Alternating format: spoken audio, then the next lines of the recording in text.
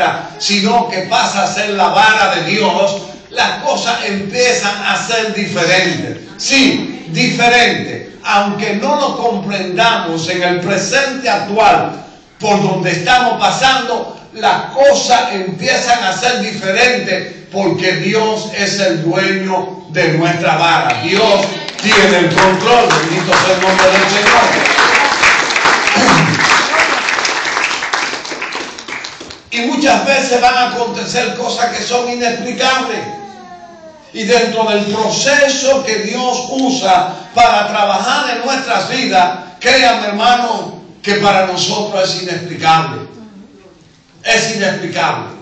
Quizá usted no lo pueda entender porque está acostumbrado solamente a ver una casa en toda la porción de Dios, o a ver un hombre, o a ver riqueza, o a ver cosas buenas. Pero déjeme decirle que muchas veces esas cosas que a nosotros no nos parecen buenas es donde Dios está